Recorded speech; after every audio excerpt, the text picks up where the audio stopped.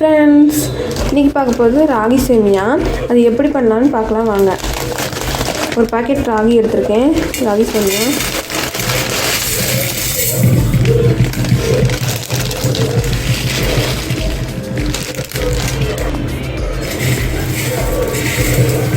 நல்லா உடச்சி விட்டுக்கோங்க.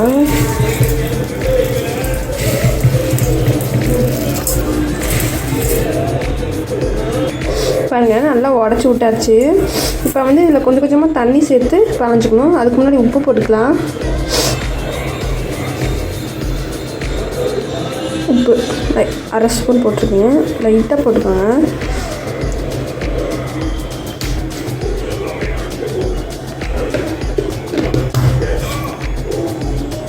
தண்ணி லைட்டாக தெளித்து விட்டு பறந்துக்கோங்க. ரொம்ப ஊற்றிடக்கூடாது.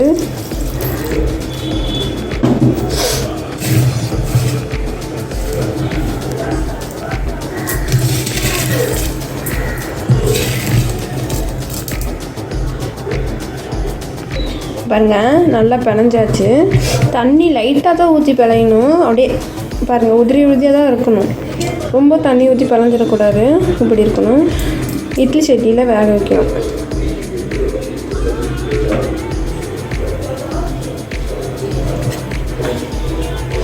பாருங்கள், இட்லி சட்டியில் தண்ணி ஊற்றி ஒரு துணி போட்டு வச்சுருக்கேன்.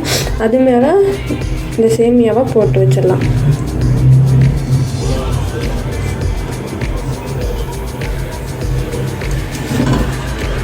இது ரொம்ப நல்லது. பசங்களுக்கு அடிக்கடி செஞ்சுட்டாங்க. குழந்தைகளுக்கு நல்லா விரும்பி சாப்பிடுவாங்க. சாப்பிடாத பிள்ளைங்க கூட சாப்பிடுவாங்க. இது கண்டிப்பாக ட்ரை பண்ணி கொடுங்க. ரொம்ப ஹெல்த்தியானது.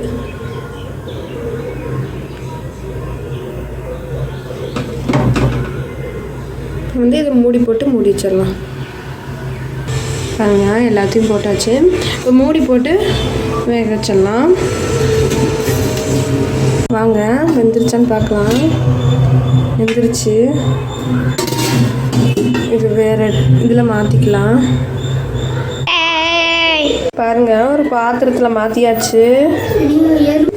இப்போ இதுக்கு வந்து தேங்காய் துருவல் பாருங்கள், துருவி வச்சுருக்கேன். சின்ன சின்னதாக போட்டுக்கலாம்.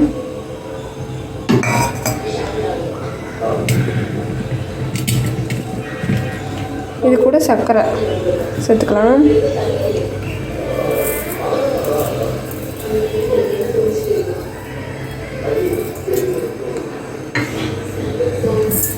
நல்லா மிக்ஸ் பண்ணிக்கோங்க.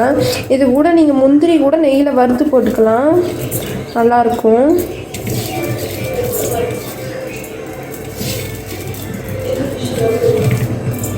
நல்லா டேஸ்டியான ராகி சேமியா ரெடி.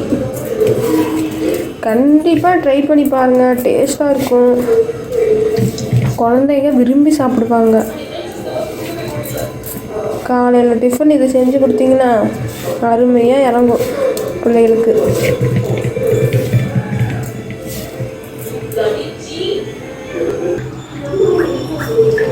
ராகி சேமியா ரெடி. சாப்பிட போகிறோம். பாய். ட்ரை பண்ணி பாருங்கள். கமெண்ட் பண்ணுங்கள், ஷேர் பண்ணுங்கள், சப்ஸ்கிரைப் பண்ணுங்கள்.